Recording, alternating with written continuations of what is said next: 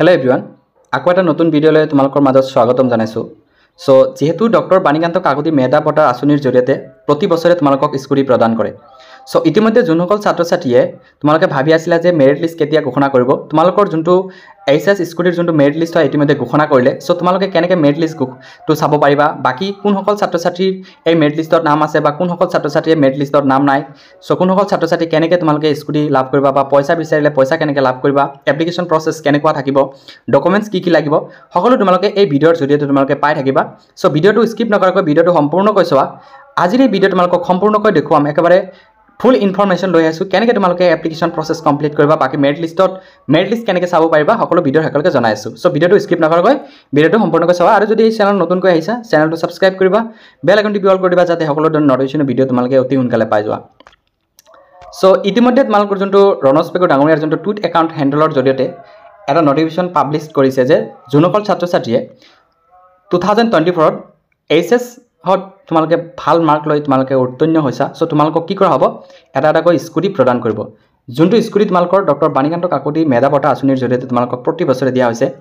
আৰু এই বছৰৰ কোনো ধৰণৰ চেঞ্জ হোৱা নাই। যোনসকল ছাত্ৰীয়ে 60% পাবলৈ তোমালোকে সক্ষম হৈছা তোমালোকক স্কুটি প্ৰদান কৰিব।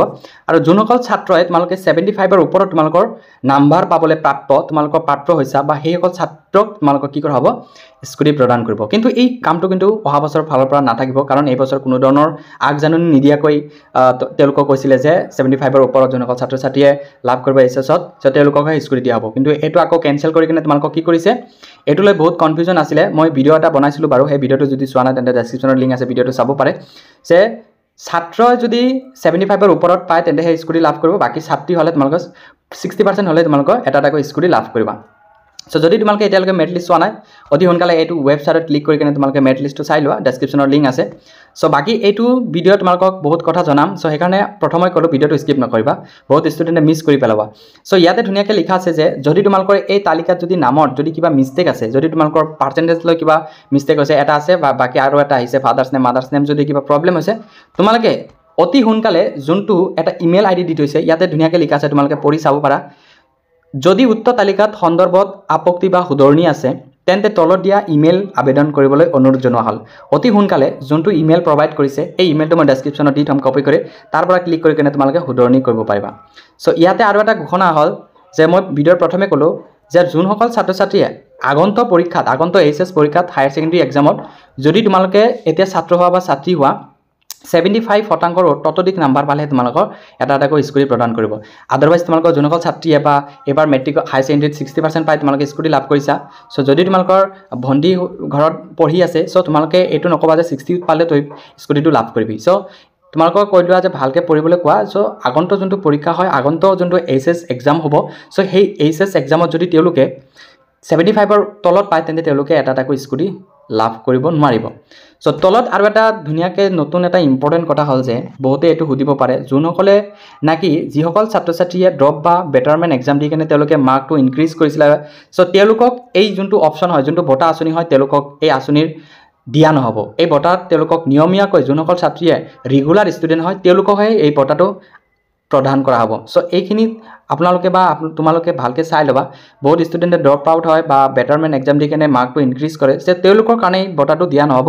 যোনসকল ছাত্ৰ-ছাত্ৰীয়ে ফ্ৰেছ কেণ্ডিডেট হয় তেওঁলোকে যোৱা যোনটো হায়াৰ ছেকেণ্ডেৰী এক্সামৰ যোনটো ৰিজাল্ট হয়, যদি তোমালোকে এতিয়া ফিমেল যদি হোৱা তেন্তে 60% পালেহে তোমালোকে লাভ কৰিবা স্কুটি, বাকী মেল হ'লে 75ৰ এবভ হ'লে তেওঁলোকে লাভ কৰিব এটা স্কুটি। সো এইটো মেৰিট লিষ্ট কেনেকৈ চাব লাগে মই আগতে ক'লোঁ, ডেছক্ৰিপশ্যনৰ লিংক আছে, অতি ধুনীয়াকৈ তোমালোকে ক্লিক কৰিবা, ক্লিক কৰি কিনে নিজৰ যোনটো মেৰিট লিষ্ট হয় সেইটো তোমালোকে চাব পাৰিবা। সো এতিয়া কথাটো হ'ল যে যিহেতু তোমালোকে মেৰিট লিষ্টটো চাবা, মেৰিট লিষ্টটো চালে তোমালোকে কেনেকৈ আবেদন প্ৰচেছ কমপ্লিট কৰিবা।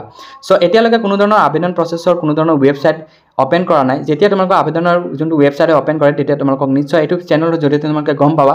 সো সেইকাৰণে কৈছোঁ যদি এইটো চেনেল এতিয়ালৈকে ছাবস্ক্ৰাইব কৰা নাই চেনেলটো ছাবস্ক্ৰাইব কৰিবা, বেল আইকনটো অল কৰি দিবা যাতে সকলো ধৰণৰ নটিফিকেশ্যন ভিডিঅ' তোমালোকে অতি সোনকালে পাই যাবা। সো এতিয়া নেক্সট ইম্পৰ্টেণ্ট কথা হ'ল যে যদি এই আঁচনিৰ কাৰণে তোমালোকে অংশগ্ৰহণ কৰিব খোজা তেন্তে কি ডকুমেণ্টছ লাগিব। ডকুমেণ্টছ তোমালোকৰ যোনবোৰ এইচএছৰ যোনবোৰ চাৰ্টিফিকেট হোৱা, মাৰ্কশ্বিট হোৱা, ৰেজিষ্ট্ৰেশ্যন কাৰ্ড, এডমিট কাৰ্ড এইবোৰতো লাগিব, বাকী পেন কাৰ্ড, আধাৰ কাৰ্ড এইবোৰতো মাছ বি লাগিব বাকি যদি তোমালোকে স্কুটি ল'ব নিবিচৰা পইচা ল'ব বিচৰা তেন্তে তো মেছ বি তোমালোকৰ বেংক একাউণ্টটো লাগিব সো বেংক একাউণ্টটো তোমালোকে আধাৰ কাৰ্ডৰ লগত লিংক কৰি ৰাখিবা বাকি আধাৰ কাৰ্ডৰ যোনটো মোবাইল নম্বৰ হয় এইটো ৰেজিষ্ট্ৰেশ্যন কৰি থবা কাৰণ যেহেতু কেইদিনমান আগত যোনটো SSLC যোনসকল ছাত্ৰ ছাত্ৰীয়ে মানে 75 এবভ মাৰ্ক পাবলৈ সক্ষম হৈছিলে তেওঁলোকক এটা এটাকৈ ল্যাপটপ প্ৰদান কৰিব সো এই ল্যাপটপটো যদি তেওঁলোকে ল'ব বিচাৰে তেন্তে তেওঁলোকক কোৱা হৈছে যে আধাৰ কাৰ্ডৰ লগত যোনটো মোবাইল নম্বৰ ৰেজিষ্ট্ৰেশ্যন আছে সেই মোবাইল নম্বৰ থকা আধাৰ কাৰ্ডটো দিবলৈ কৈছে সো ঠিক তেনেকুৱা যেহেতু এতিয়া ডক্টৰ বাণীকান্ত কাকতি মেধা বঁটা আঁচনিৰ জৰিয়তে যোনসকল ছাত্ৰ ছাত্ৰীয়ে স্কুটি লাভ কৰিবা তোমালোকৰ কাৰণে এই প্ৰচেছটো হ'ব পাৰে সো এইকাৰণে কৈছোঁ যদি লিংক নাই অতি সোনকালে লিংক কৰা কাৰণ এতিয়ালৈকে কোনো ধৰণৰ লিংক এক্টিভ কৰা নাই যেতিয়া লিংক এক্টিভ কৰে বেছি সময় নিদিয়ে অতি সোনকালে তেওঁলোকৰ যোনটো প্ৰচেছ হয় সেইটো হেক কৰি দিব সো এইটো বৰ্ষত কিমান ছাত্ৰই লাভ কৰিব স্কুটি বাকি কোনটো কিমান ছাত্ৰীয়ে লাভ কৰিব স্কুটি ইয়াতে ধুনীয়াকৈ লিখা আছে যে ছাত্ৰৰ সংখ্যা ৭,৯৩৮ গৰাকী ছাত্ৰই লাভ কৰিব স্কুটি বাকি ছাত্ৰীৰ সংখ্যা বহুত হয় ৪০,৭৩৫ গৰাকী ছাত্ৰীয়ে লাভ কৰিব এই যোনটো ডক্টৰ বাণীকান্ত কাকতি মেধা বঁটা আঁচনিৰ জৰিয়তে যোনবোৰ স্কুটি প্ৰভাইড কৰি আছে অসম চৰকাৰৰ ফালৰ পৰা এইবোৰ স্কুটি তেওঁলোকে লাভ কৰিব সো ইমান এটা সৰু ভিডিঅ'